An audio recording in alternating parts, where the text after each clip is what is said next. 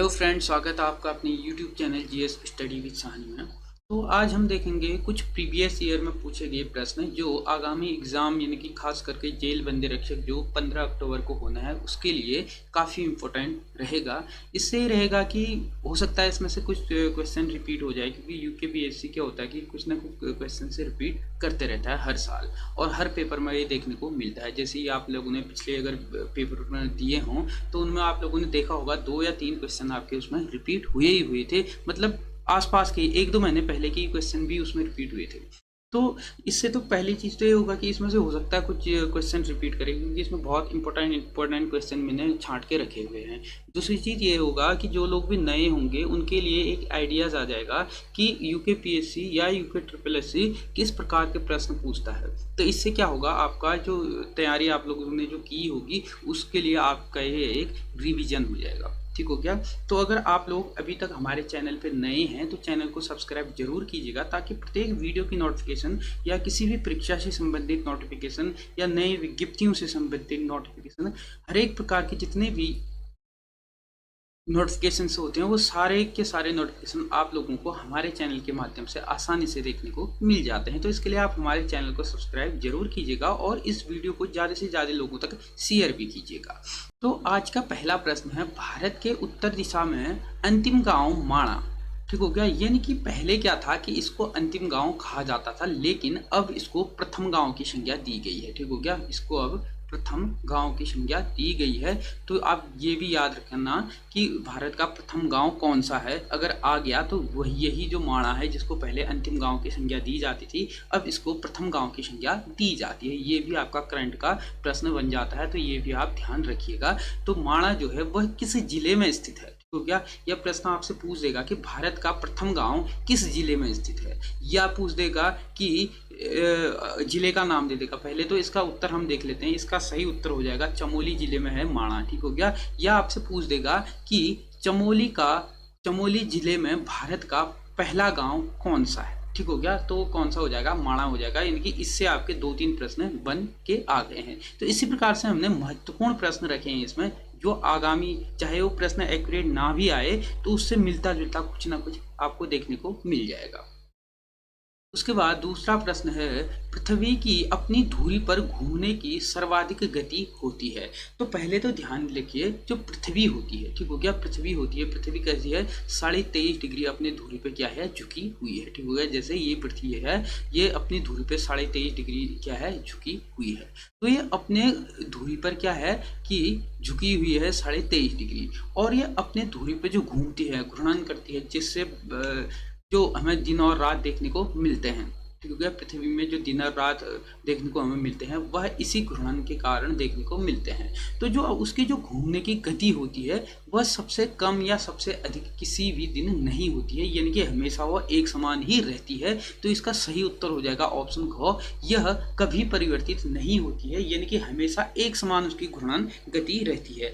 अब इसमें से प्रश्न क्या पूछ देगा ना कि जो पृथ्वी की जो घूर्णन गति है वह कितने घंटे में अपना एक चक्कर पूरा करती है। तो पृथ्वी जो होती है वह 23.56 यानी कि 23 घंटे 56 मिनट और 4 सेकंड का समय लेती है एक चक्कर लगाने में। ठीक हो गया। अब पृथ्वी में तो हम 24 घंटे का समय, एक दिन एक रात के लिए हम 24 घंटे को आंकते हैं। ठीक हो गया। लेकिन 24 घंटे में भी कितना कम है, 24 घंटे में भी 3 मिनट 56 सेकंड के आसपास क्या है, कम है। जिस प्रकार से हमें लीप ईयर देखने को मिलता है। ठीक होगा। क्योंकि अगर एक साल की बात करते हैं, एक साल में लगभग 6 घंटे अधिक हो जाते हैं। ठीक हो गया। इसी प्रकार से 4 साल में क्या हो जाता है, 24 घंटे हो जाते हैं। तो इसीलिए लीप ईयर होता है प्रत्येक 4 वर्ष में 29 अगस्त, यानी कि एक दिन एक्स्ट्रा उस दिन हो जाता है। ठीक हो गया। इसी कारण से होता है। तो जो पृथ्वी है उसकी जो घूर्णन अगर पूछ देता है गति, तो उसकी घूर्णन जो गति एक चक्कर जो लगाती है वह कितने 23 घंटे 56 मिनट 4 सेकंड में एक राउंड क्या करती है, पूरा करती है। और अगर बात करें तो ये किस स्पीड से घूमती है, अगर इससे प्रश्न पूछा जाए कि किस गति से घूमती है, तो 1674 किलोमीटर प्रति घंटे की स्पीड से घूमती है। हो गया। 1674 किलोमीटर प्रति घंटे की स्पीड से घूमती है क्या, पृथ्वी। ठीक हो गया। एक चक्कर कब लगाती है? 23 घंटे 56 मिनट 4 सेकंड में पृथ्वी एक राउंड अपना पूरा करती है। तो ये आप समझ गए होंगे। अब इसमें से अगर कोई भी प्रश्न आएगा तो शायद ही आप अब इसमें कोई भी गलती करेंगे। उसके बाद नेक्स्ट प्रश्न है, विश्व में सबसे लंबी महाद्वीपीय पर्वत श्रेणी कौन सी है? तो सबसे लंबी पूछ रहा है, तो विश्व में जो सबसे लंबी महाद्वीपीय पर्वत श्रेणी जो है वह कौन सी है? एंडीज पर्वत श्रेणी है। ऑप्शन गो इसका सही उत्तर हो जाता है। ठीक हो गया। अब आपको ये बताना है कि विश्व का सबसे पुराना वलित पर्वत कौन सा है? कमेंट बॉक्स में आप इसको कमेंट करके बताएं। उसके बाद नेक्स्ट प्रश्न है, एक्सिस बैंक है, तो एक्सिस बैंक कैसा बैंक है? सार्वजनिक बैंक है या निजी बैंक है? निजी मतलब प्राइवेट बैंक। तो जो एक्सिस बैंक है यह कैसा बैंक है? यह निजी बैंक है, यानी कि निजी क्षेत्रीय बैंक है, प्राइवेट बैंक है। ऑप्शन घ इसका क्या हो जाएगा? सही उत्तर हो जाएगा। उसके बाद नेक्स्ट प्रश्न है, पंडित हरकृष्ण रतूड़ी को मुख्य तौर से जाना जाता है। तो मुख्य तौर से इनको जाना जाता है किस लिए? यह एक क्या है? लेखक हैं। ठीक हो गया। लेखक के रूप में इनको जाना जाता है। तो ऑप्शन को इसका सही उत्तर हो जाता है। ठीक हो गया। इसमें जो मैंने ये पेपर सेट बनाया हुआ है या ये पेपरों को मैंने जो क्वेश्चन मैंने छांट करके रखे हैं, इसमें वही क्वेश्चन छांट करके रखे हैं, खास करके उत्तराखंड से संबंधित, जो आगामी पेपरों के लिए काफी आपके लिए महत्वपूर्ण रहेंगे। ठीक हो गया। इसमें आपको नेशनल के भी कुछ देखने को मिलेंगे, ज्योग्राफी, प्रत्येक मतलब हर एक सब्जेक्ट के आपको इसमें देखने को मिलेंगे। उसके बाद नेक्स्ट है, गढ़वाल क्षेत्र पर गोरखाओं ने राज किया। तो गोरखाओं ने जो गढ़वाल क्षेत्र पर राज किया था वह लगभग कितना किया था? 10.5 वर्ष यहाँ पर क्या किया था? राज किया था। ठीक हो गया। 10.5 वर्ष क्या किया था? यहाँ पर राज किया था। कहाँ पर? गढ़वाल में गोरखाओं ने। अगर कुमाऊं में बात करें तो कुमाऊं में कितना? 25 वर्ष राज किया था। ठीक हो गया। अब कुमाऊं में जो आक्रमण किया था गोरखाओं ने वह कब किया था? वह किया था 1790 में। ठीक हो गया। 1790 में कुमाऊं को में चंदू को पराजित करने के बाद गोरखाओं ने क्या किया था? यहाँ पर आक्रमण किया था। उसके बाद कुमाऊं ने अपना आधिपत्य स्थापित कर दिया था। उसके बाद उन्होंने उसी के अगले वर्ष 1791 में कहाँ पर? गढ़वाल पे आक्रमण कर दिया था।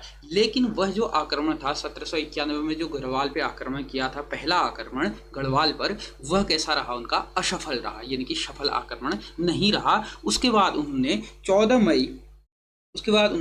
मई 1804 में दोबारा से आक्रमण किया था। ठीक हो गया। और यह आक्रमण कैसा रहा था? सफल रहा था। तो गढ़वाल पे जो गोरखाओं ने राज किया था वह किया था, इसमें 4 दिया नहीं है, तो ऑप्शन ख इसका सही उत्तर होगा। 1805 से लेकर के 1815 तक लगभग 10.5, क्योंकि कब गया? 14 मई 1804 में वहाँ पे आक्रमण किया था गढ़वाल पे। तो उसके बाद क्या हुआ था? वहाँ पर उनका राज्य स्थापित हो गया था। ठीक हो गया। तो कितना? 10.5 वर्ष लगभग इनका राज चला था। कहाँ पर? गढ़वाल में। ठीक हो गया। ये जो युद्ध हुआ था वह कौन सा युद्ध हुआ था? वह हुआ था खुड़बुड़ा का युद्ध, यानी कि देहरादून में युद्ध लड़ा गया था। इसके बाद क्या हो गया था? जो परमार राज थे वहाँ पे गढ़वाल के, वह पराजित हो करके फिर वहाँ पर क्या हो गया था? गोरखाओं का आधिपत्य स्थापित हो गया था। उसके बाद नेक्स्ट प्रश्न है, लाल टिब्बा नामक पर्यटन स्थल कहाँ स्थित है? तो लाल टिब्बा नामक जो पर्यटन स्थल है यह कहाँ है? यह देहरादून के मसूरी में स्थित है। ऑप्शन ख इसका क्या हो जाएगा? सही उत्तर हो जाएगा।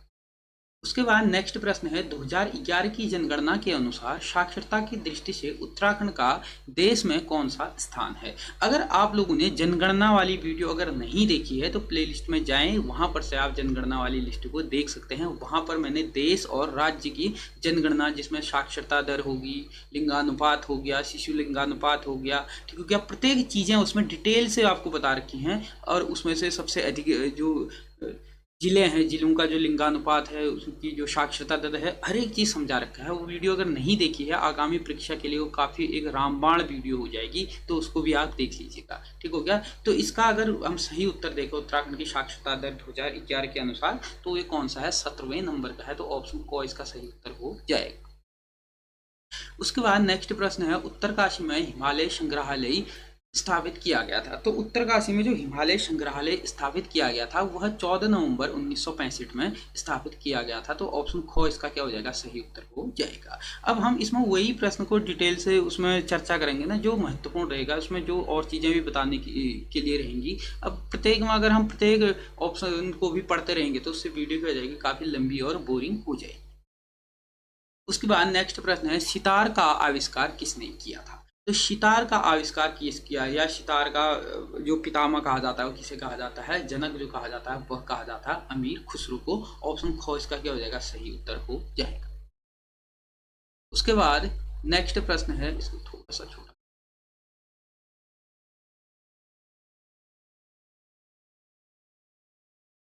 ट्राई करना पड़ेगा, शायद दिख रहा होगा आपको। उसके बाद नेक्स्ट प्रश्न है फ्रेडरिक स्मेटा द्वारा स्थापित तितलियों का संग्रहालय कहाँ स्थित है। तो ये जो संग्रहालय स्थित है यह कहाँ पर है, यह है आपका भीमताल में। तो ऑप्शन घ इसका सही उत्तर हो जाएगा। भीमताल में क्या है, तितलियों का संग्रहालय स्थापित किया गया है। और भीमताल में जो तितली है, जो उत्तराखंड की राज्य तितली है, वह कौन है, वह कॉमन पिकॉक है। इसको कब 2016 से इसे क्या किया गया है, राज्य तितली घोषित किया गया है। उसके बाद नेक्स्ट प्रश्न है विष्णुगाड़ पिपलकोटी जल विद्युत परियोजना निम्न में से किस नदी पर विकसित की गई है। तो ये जो नदी पे विकसित की गई है वह अलकनंदा नदी पर क्या की गई है, विष्णुगाड़ पिपलकोटी जल विद्युत परियोजना स्थापित की गई है, इनकी विकसित की गई है। उसके बाद नेक्स्ट प्रश्न अगर देखें कौशिक समिति के प्रस्तावित उत्तराखंड राज्य में कितने मंडलों की स्थापना की सिफारिश की गई थी। यानी कि जो कौशिक समिति स्थापित की गई थी, जो जब उत्तराखंड क्या था, यूपी का हिस्सा हुआ करता था, ठीक हो गया, उस टाइम पे 4 जनवरी 1994 में क्या किया गया था, कौशिक समिति क्या की गई थी, स्थापित की गई थी, जिसके जो अध्यक्ष बनाए गए थे रमाशंकर कौशिक को इसके क्या बनाया गया था, अध्यक्ष बनाया गया था, ठीक हो गया। तो इनने जो अपनी रिपोर्ट पेश की थी, इस रिपोर्ट में कहा था कि गढ़वाल में कितने मंडल होने चाहिए, 3 मंडल होने चाहिए, ठीक हो गया। तो कौशिक समिति के अनुसार गढ़वाल में गढ़वाल नहीं, उत्तराखंड में, तो उत्तराखंड में उसने कहा था कि 3 मंडल होने चाहिए। तो 3 मंडल की इसने क्या की थी, सिफारिश की थी, ठीक हो गया। लेकिन बाद में क्या किया गया था, इसमें 2 ही मंडल को स्वीकार किया गया था। कौन कौन से, गढ़वाल मंडल और कुमाऊं मंडल। उसके बाद नेक्स्ट प्रश्न है कनकपाल किस वंश का शासक था। जो कनकपाल है वह किस वंश का शासक था, वह पंवार या परमार वंश का क्या था, शासक था। ऑप्शन ख इसका सही उत्तर हो जाएगा। पंवार वंश का क्या था, शासक था, कौन, कनकपाल। उसके बाद नेक्स्ट प्रश्न है मसूरी स्टेशन लाइब्रेरी की स्थापना कब हुई थी। तो जो ये मसूरी लाइब्रेरी थी ना, इसकी जो स्थापना हुई थी वो हुई थी 1843 में। तो ऑप्शन ख इसका सही उत्तर हो जाएगा। 1843 में क्या थी, मसूरी लाइब्रेरी की स्थापना हुई थी। एक ऐसी लाइब्रेरी थी, इसमें मतलब इस लाइब्रेरी जो थी इसमें सभी लोग आ सकते थे, मतलब एक सार्वजनिक प्रकार की क्या थी, लाइब्रेरी थी। उसके बाद नेक्स्ट प्रश्न है उत्तराखंड में प्रथम बार वन पंचायत का गठन किया गया था। तो उत्तराखंड में पहली बार जो वन पंचायत का गठन जो किया गया था वह किया गया था 1931 में, ठीक हो गया। लेकिन इस वन पंचायत ने अपना कार्य करना शुरू किया था 1932 से, लेकिन इसका गठन हो गया था 1931 में। ऑप्शन गो इसका सही उत्तर हो जाता है। उसके बाद है किस विद्रोह को कुमाऊं का बारदोली कहा जाता है। तो कुमाऊं का जो बारदोली कहा जाता है वह कहा जाता है सल्ट को, ठीक हो गया। सल्ट को कहा जाता है कुमाऊं का बारदोली। उसके बाद नेक्स्ट प्रश्न है वर्ष 2013 में उत्तराखंड राज्य द्रोणाचार्य पुरस्कार किसे प्राप्त किया गया था। तो ये उस टाइम का करंट अफेयर का प्रश्न रहा होगा, ठीक हो गया। तो 2013 में जो द्रोणाचार्य पुरस्कार प्राप्त किया था, हो सकता है कि पूछ दे, ठीक हो गया, इंपॉर्टेंट रहते हैं, तो किया था हरि सिंह थापा को। ऑप्शन घ इसका सही उत्तर हो जाएगा, क्योंकि कुछ ही लोग हैं जिनको द्रोणाचार्य पुरस्कार मिला है उत्तराखंड से, ठीक हो गया। तो ये पूछ सकता है, तो इनको याद होने चाहिए पुराने करंट अफेयर से। उसके बाद नेक्स्ट प्रश्न है कुमाऊं परिषद का गठन कब हुआ था। तो कुमाऊं परिषद का गठन सभी को पता होता है 1916 में, कहां पर, अल्मोड़ा पर इसकी स्थापना हुई थी। ऑप्शन गो इसका सही उत्तर हो जाता है। उसके बाद उत्तराखंड क्रांति दल के प्रथम अध्यक्ष कौन थे। तो उत्तराखंड क्रांति दल के जो प्रथम अध्यक्ष थे वह कौन थे, डी पंत, यानी कि देवी दत्त पंत क्या थे, इसके प्रथम अध्यक्ष थे उत्तराखंड क्रांति दल के। अगर बात करें इसकी स्थापना की, तो इसकी स्थापना होती है 25 जुलाई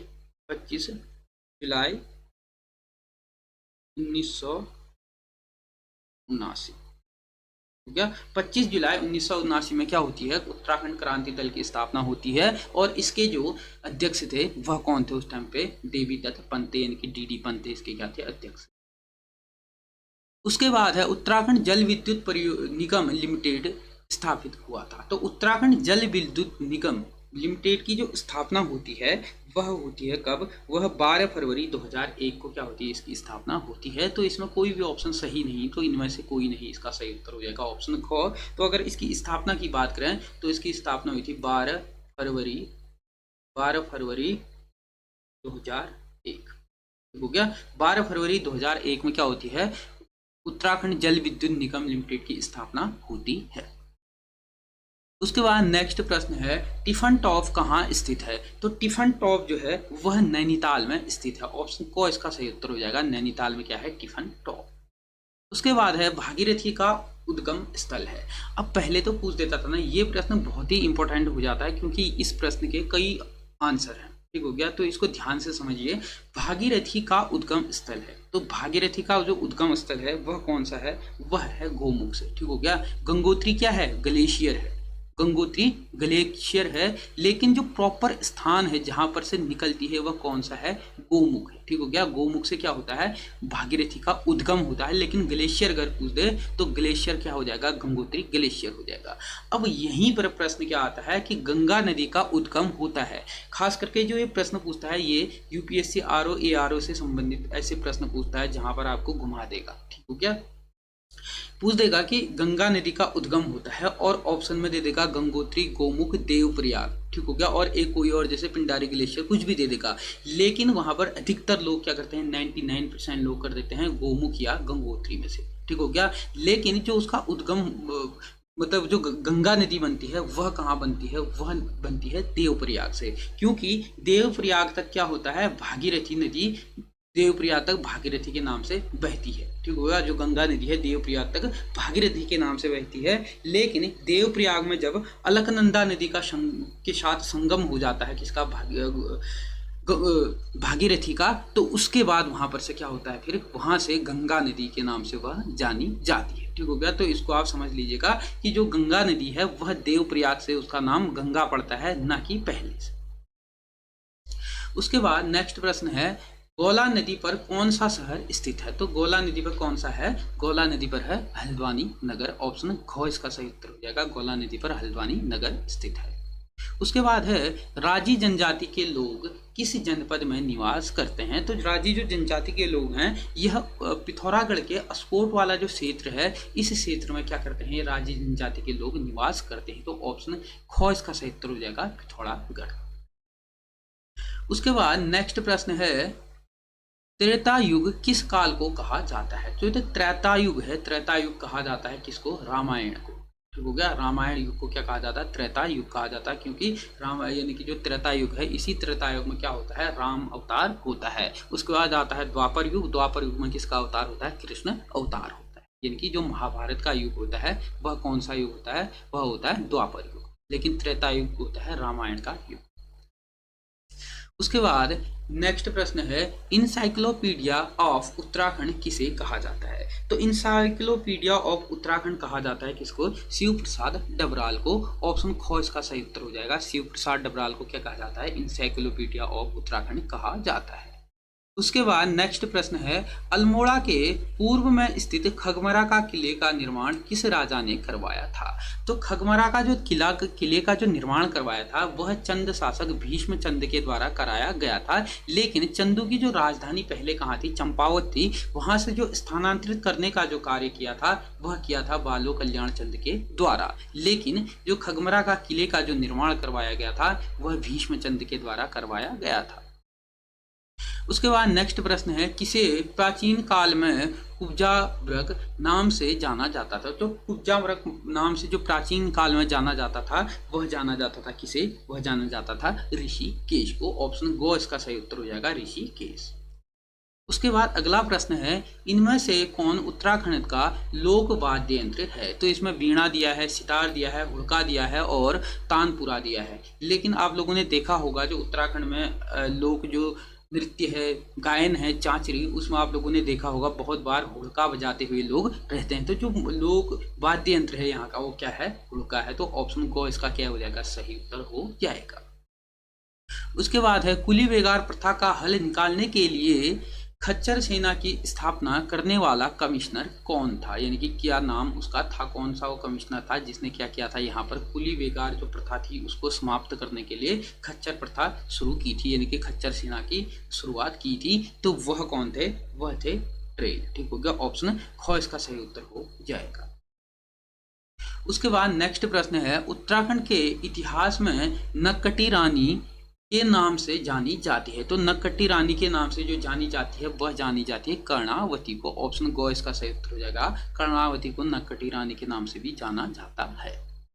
उसके बाद नेक्स्ट प्रश्न है, सहारा मरुस्थल किस महाद्वीप में स्थित है। तो जो सहारा मरुस्थल है यह अफ्रीका महाद्वीप में क्या है, स्थित है। अफ्रीका महाद्वीप के उत्तर में स्थित है। ठीक है क्या, इसकी अगर लंबाई की बात करें तो 5600 किलोमीटर क्या है इसकी लंबाई है। अगर चौड़ाई की बात करें तो 1300 किलोमीटर इसकी क्या है, चौड़ाई है। ठीक हो गया, ये अगर लंबाई में देखें तो अटलांटिक महासागर से लेकर के लाल सागर तक का क्या है इसका विस्तार है, किसका, सहारा मरुस्थल का।